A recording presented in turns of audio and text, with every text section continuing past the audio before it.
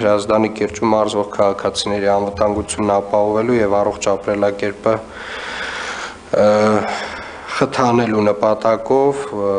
արդեն նույնիսկ ոչ թե ուսումնասիրել, այս հարցը ուսումնասիրված է շաբաթ-կիրակի օրերին Հրազդանի կիրճում ավտոմեքենաների երթևեկությունն արգելելու հնարավորություն է պետք ստեղծել, առաջարկելով արգելքի կիրառման հատվածը, ժամերը եւ եղանակը։ Սա մեկ անգամ քննարկել ենք, կարծում եմ մեր ոստիկանության գործընկերները նույնպես տեղյակ են, տեղն էլ հստակ ֆիքսված է, ուղղակի պետք է իրականացնել եւ այս հանձնարարականը ֆիքսենք եւ կարծում եմ նաեւ պետքա որոշակի հնարավորություններ ստեղծենք, եթե դրա կարիքը կա նույնիսկ օրենսդրական, որ այսպես ասած թաքնված շլագբաումներից կարողանանք դնել եւ հեռակառավարել, որովհետեւ շատ դեպքերում ուղղակի անընդհատ այդ վարչարարությունն իրականացնելը ոչ էֆեկտիվ է, եթե ուղղակի կարելի է ճանապարհը փակել շաբաթ-կիրակի օրերին, պետք է այդ հարցը նույնպես քննարկել, պարոն քաղաքապետ, թույլ կտակ, մենք կներեք 1-2 օրվա մեջ համապատասխան կառավարումը ճանապարհային նշանների պատշաճ տեսքի կբերենք, որպեսզի կարողանանք հստակ հսկողություն իրականացնել դրա մասով եւ կաշխատենք բարեկային ծառայության եւ ճանապարհային ոստիկանության հետ հասկանանք ոնց են կարգավորում այդ խնդիրը։ Վստահաբար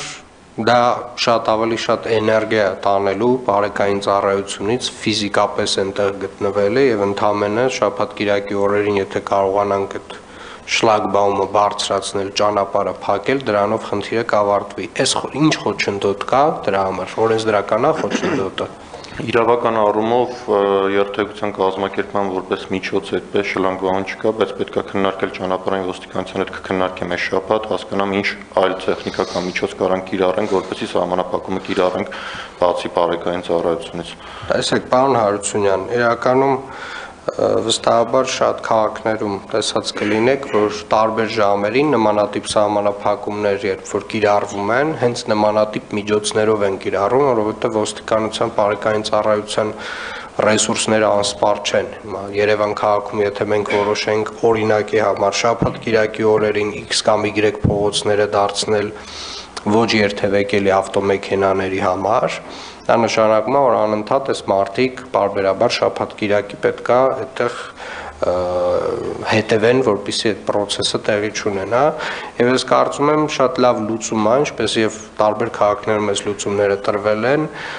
շլագբաումների տրամաբանությամբ լուծումը, խնդրում եմ քննարկեք, հասկացեք իրավական, եւ սա միայն այս դեպքի համար չի, սա ընդհանուր որպես լուծման ձև պետք է հասկանալ, ինչա պետք դրա համար անել, որովհետև այդ լուծման ձևով մենք կոպիտ ասած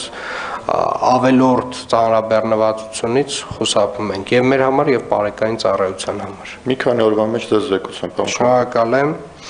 Երկրորդ հարցը եւս մեկ անգամ կարծում եմ կարիք կա անցնելու 3-րդ եւ 4-րդ վթարայնություն ունեցող շենքերի վրայով, որոնց որ սեյսմիկան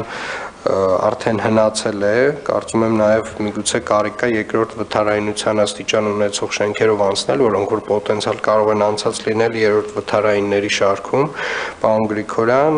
որպեսզի հասկանանք անհրաժեշտ աշխատանքների ծավալը, գնահատենք դրանք եւ տրամաբանական ժամկետներում զեկուցեք։